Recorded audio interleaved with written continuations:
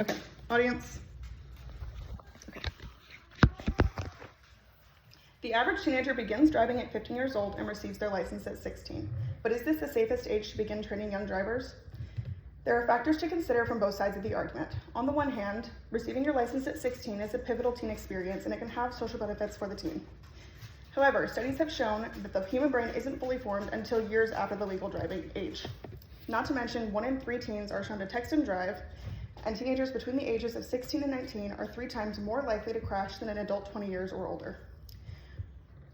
An article on the brain and its known functions and anatomy released by the Cleveland Clinic's website states that while most brain development that happens in humans occurs during childhood, your brain will continue to develop throughout your 20s and likely won't peak until you're middle-aged.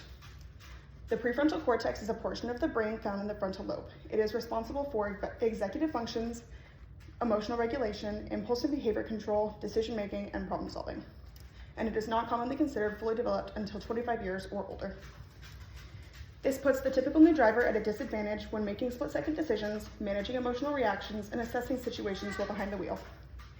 This lack of development can also lead to poor decision-making that can impair a driver's capabilities behind the wheel, such as substance use prior to getting behind the wheel, speeding, driving late at night, transporting too many passengers, and more.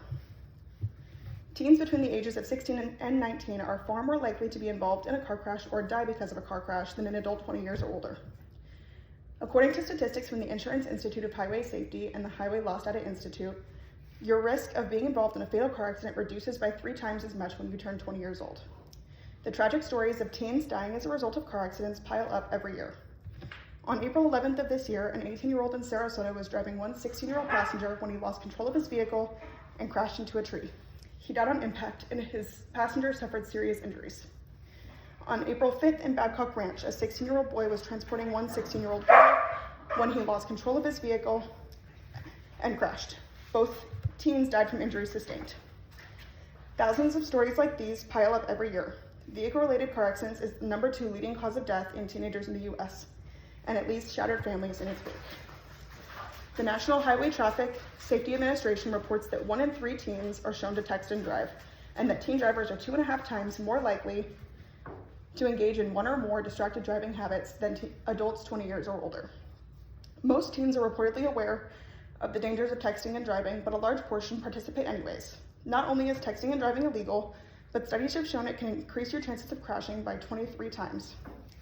Using your phone while driving takes your focus off of the road and makes you vulnerable to any number of dangerous situations while on the road, including, but not limited to, objects in your path, other drivers on the road, and people near or in the street.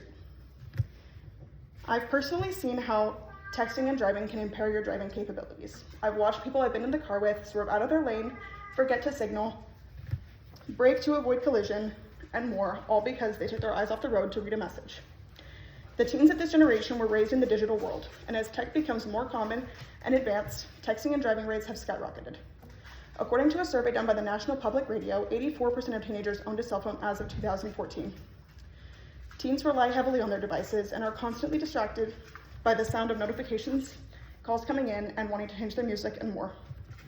In 2015, the DMV reported that 42% of teenagers text and drive, and those numbers have surely gone up in recent years.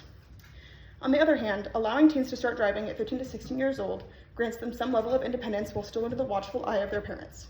It frees up time for the parent who no longer has to cart their teen from place to place, and it's a massive status symbol in young teens that can have a positive impact on their social life. I can recall feeling elated and excited when I first received my license. It was definitely one of the most positive experiences of my mid-teen years. Many teens report feeling more confident, more sure of themselves, and even more popular after receiving their license. But is this social benefit worth the potentially life-threatening impact that the legal driving age can have? 15 to 16 years old is objectively very young to start training new drivers. It is years ahead of when they will be trusted to vote, sign their name on a contract, consume alcohol legally, rent a car, and so much more.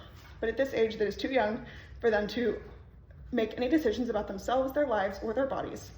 They are trusted to operate machinery that kills people every day. Allowing teens to receive their license at 16 surely has its social benefits, but teens are also more likely to engage in distracted driving habits. They are at a higher risk to be involved in fatal car accidents, and the science says they simply don't have the brain development that is necessary to safely man a vehicle. So is 16 too young to start driving?